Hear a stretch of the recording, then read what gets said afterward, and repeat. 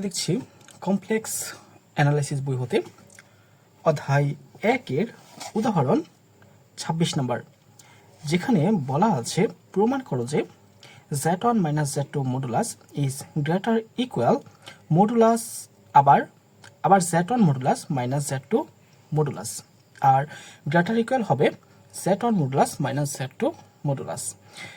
এখানে আমাদের তিনটি পার্ট রয়েছে, মানে এইটির সাথে পরবর্তী দুটি পার্ট পরস্পর প্রমাণ করতে হবে বা দেখাতে হবে আমাদের। দেখো, আমি প্রমাণটি মূলত সম্পূর্ণ অংশটাই খাতায় করে দিব, তবে এর আগে আমাদের কিছু বিষয় সম্পর্কে ধারণা রাখতে হবে। যে বিষয়গুলো হয়েছে বা যে বিষয়গুলো আমাদের জানতেই হবে তা আমরা একটু লিখে নিচ্ছি। যে একটা আমরা আশা করি এটা জানি যে আমরা যদি জেড এর মধ্যে, এই যে একটা জেড লিখলাম, জেড এর মধ্যে যদি আমরা ডাবল বার দেই তাহলে ওইটা আমাদের জেড এর রূপান্তর হবে। কিসের রূপান্তর হবে? জেড এ রূপান্তর হবে।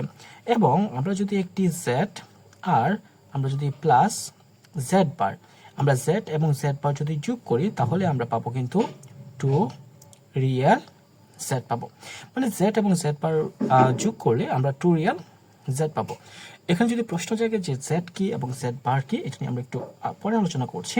এবং অন্য একটি বিষয় যেটা জানতে হবে, যেটা হলো আমাদের এক্স। এই দেখো রিয়েল জেড, এই যে আমরা এটা আগেও জেনে এসেছি যে রিয়েল জেড মানে হলো এক্স। রিয়েল জেড মানে কি? এক্স। এটা আমাদের অবশ্যই জেনে আসতে হবে। আর এখানে আমি বলছিলাম জেড কি, এই জেড মানে হলো আমাদের এক্স প্লাস আই ওয়াই, এবং জেড হলো একটা জটিল সংখ্যা যেখানে এই এক্সটা হলো বাস্তব অংশ এবং ওয়াইটা হলো কাল্পনিক অংশ।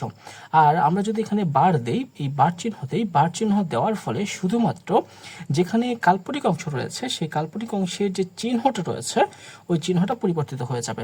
মানে এই কাল্পনিক অংশের চিহ্নটা ছিল প্লাস, যদি বার দেই তাহলে যে কাল্পনিক যে অংশটুকু রয়েছে সেটার চিহ্ন হয়ে যাবে এই মাইনাস আই ওয়াই। এটাই মূলত আমাদের জেড বার। দেখো, এই বিষয়গুলো আমাদের অতীব জরুরি, মানে এই বিষয়গুলো আমাদের প্রয়োজন পড়বেই বারবার। এটা ব্যবহার করে আমরা সমস্যাটির সমাধান করব। এবং অন্য একটি জিনিস আমরা জানি যে যদি আমরা এই জেড এর মধ্যে মডুলাস দেই তাহলে এটার মান হবে আমাদের root over x square plus y square, তাই না?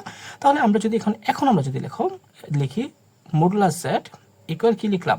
Modulus Z bar. এই দুইটার কথাও কিন্তু একই, কারণ এই জেড বার, এই জেড এর মধ্যে মডুলাস দিলে তার মান x square plus y square. ঠিক তেমনি এই জেড বারের মধ্যেও যদি আমরা মডুলাস দিই তাহলেও কিন্তু x square plus y square আমরা একই মান পাচ্ছি। ঠিক আছে, কি মান পাচ্ছি? একই মান পাচ্ছি। ওকে, তাহলে এই বিষয়গুলো আমরা আশা করি জেনে নিলাম, মানে এই বিষয়গুলো আমাদের প্রয়োজন পড়বে। আর এটা আমরা আশা করি জানি আগে থেকেও, যদি না জেনে থাকো তাহলে আশা করি আমরা বুঝতে পেরেছি। তবুও যদি প্রবলেম হয় তাহলে বলবে, আমি আবার বুঝিয়ে দেওয়ার চেষ্টা করব। তাহলে এখন যে সমস্যাটি রয়েছে সেই সমস্যাটির সমাধানে চলে যাচ্ছি। সমস্যাটির সমাধানের জন্য প্রথমে আমরা লিখব, আমরা জানি যে বিষয়টা আমরা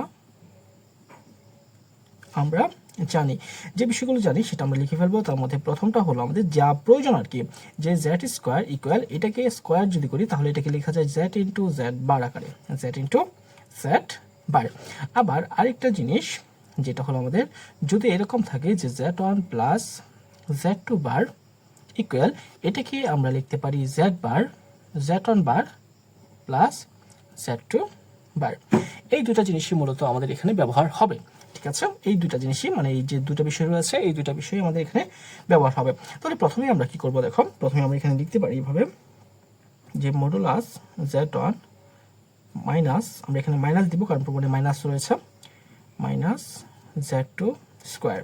যদি স্কোয়ার দেই তাহলে দেখো এই সূত্র অনুসারে, এই যে এই সম্পূর্ণ অংশকে যদি জেড কল্পনা করি তাহলে এই সূত্র অনুসারে কি হবে? Z one minus Z two, আবার হবে z one minus Z two, এটার উপর কি হবে? বার হবে। তার পরবর্তী অংশে z one minus Z two. এখন এই যে উপর অংশে যে সূত্রটা ব্যবহার করেছিলাম যে আমরা আলাদা আলাদা বার দিতে পারি, তাহলে এই অংশে আমরা আলাদা বার দিয়ে ফেলবো। তাহলে Z one bar minus Z two bar. এখন আমাদের গুণ করতে হবে, গুণ করে ফেলি। তাহলে জেড ওয়ানের সাথে এই দুটো গুণ, তাহলে হচ্ছে Z one into Z one bar. দেখো জেড ওয়ানের সাথে এটা গুণ, তারপর হচ্ছে মাইনাস, কারণ এখানে মাইনাস আছে, Z one into Z two bar.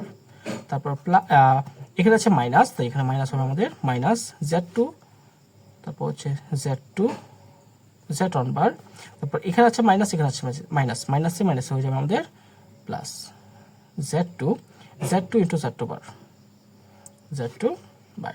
এখন একটা বিষয় খেয়াল করি, এই যে এখানে আছে জেড ওয়ান বার, বার, আমরা জানি এইটার মানে কিন্তু যে জেড ওয়ান স্কোয়ার, তাহলে আমি লিখবো জেড ওয়ান মডুলাস স্কোয়ার, কারণ আমরা জেড স্কোয়ার, জেড মডুলাস স্কোয়ারের মানে জানি জেড বার, তাহলে এটা যেহেতু আমাদের বারটা রয়েছে, মানে একটার উপর বার আছে একটার উপর বার ছাড়া, তাহলে এটাকে এভাবে লিখতে পারি।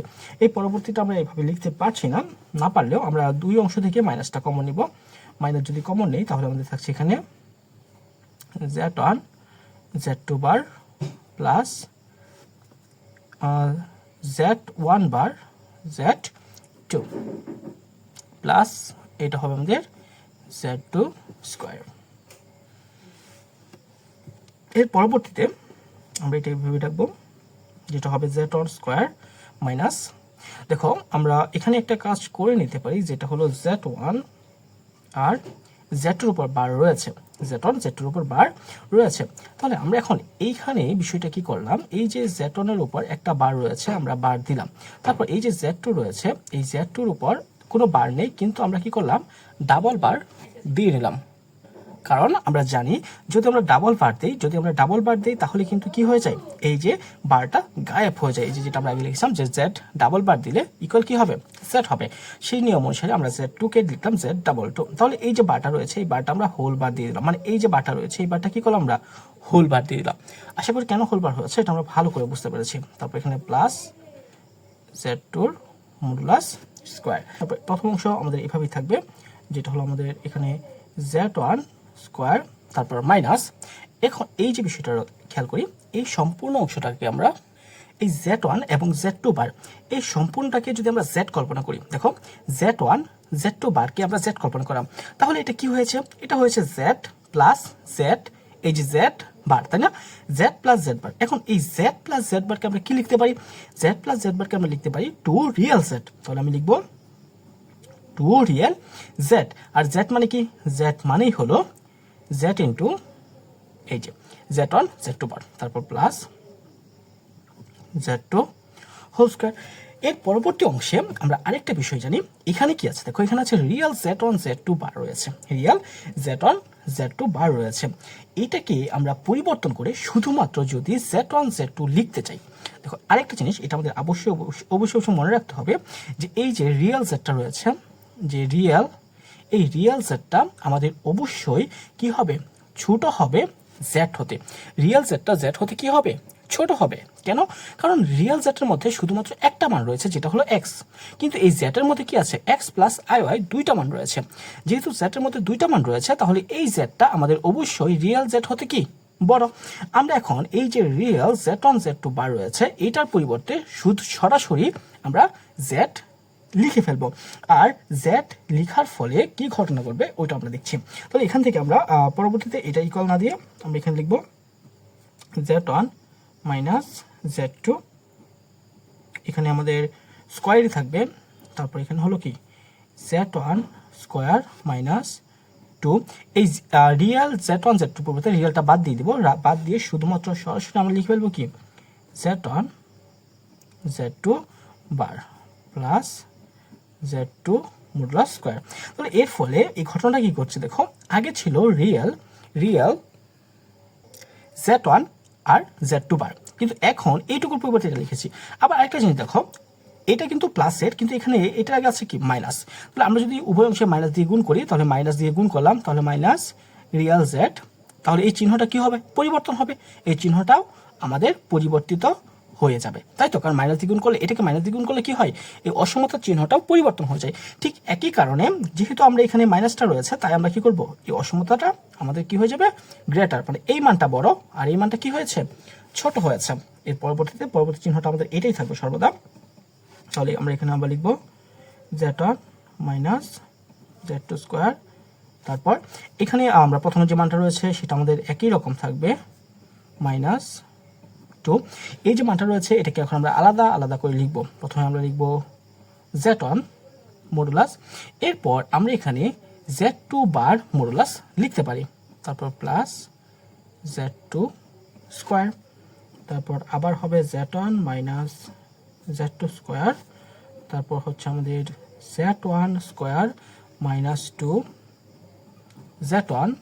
এরপর এই যে z2 বার রয়েছে, এই z2 বার রয়েছে না, এটাকে আমরা সরাসরি কি লিখতে পারি, আমরা z2 লিখতে পারি প্লাস, এটা আশা করি কিভাবে লিখছি এটা আমরা জানি, কারণ আমরা আগে প্রমাণ করেছিলাম এই যে z এর মধ্যে মডুলাস দিলাম আর z বারের উপর মডুলাস দিলাম, দুইটার কথা কিন্তু বা দুইটার মানে কিন্তু আমাদের একই, তাই আমরা এই কাজটি করেছি।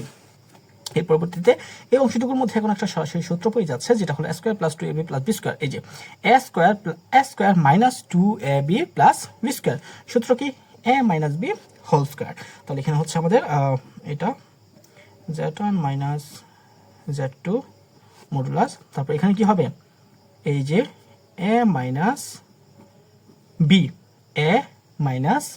b, তাই তো হবে এখানে এই যে whole square, a minus b whole square. এখন আরেকটা বিষয় খেয়াল করি আমরা, এখানে দেখো এই যে অংশটুকু রয়েছে জাস্ট এই অংশটুকু লিখবো, আমি ব্র্যাকেট দিলাম, তারপর মডুলাস দিলাম, আবারও মডুলাস দিলাম, কারণ এটা প্রমাণের সুবিধার্থে বা প্রমাণের জন্য আমাদের আবার মডুলাস তারপর স্কয়ার। যেহেতু স্কয়ার রয়েছে মানে হোল স্কয়ার রয়েছে, তাহলে আমরা যদি ভেতরে আমরা এক্সট্রা আরেকটা মডুলাস দিয়ে নিই, এতে করে কিন্তু মানের কোনো পরিবর্তন হবে না, তাই আমরা এক্সট্রা আরেকটা কি করলাম মডুলাস দিয়ে নিলাম। এখন এই পাশেও স্কয়ার রয়েছে, এই পাশেও স্কয়ার রয়েছে, উভয় অংশের স্কয়ারটা আমরা বাদ দিয়ে দিই, যদি বাদ দিয়ে দিই তাহলে আমরা পাচ্ছি z2, আর এই পাশে হচ্ছে মডুলাস, তারপর modulus z1 minus modulus z2 modulus. তাহলে এটা ছিল আমাদের প্রথম অংশের প্রমাণ, তাহলে আমরা লিখতে পারি আমরা এটা ছিল আমাদের 1 নং, তাহলে এটা আমরা লিখতে পারি কি 1, এটা কি আমাদের 1 নং প্রমাণ। আবার আমাদের আছে আবার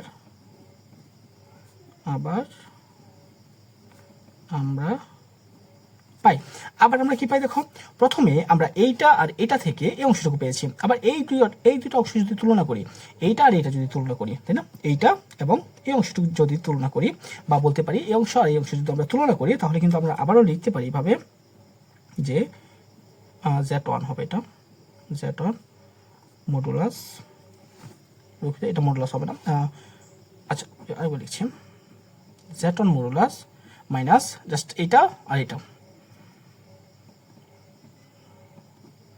z2 হোল মডুলাস। যেহেতু হোল মডুলাস দিয়েছি, তাহলে কি হোল মডুলাসটা আমাদের অবশ্যই কি হবে, বড় হবে আমাদের আলাদা আলাদা মডুলাস থেকে।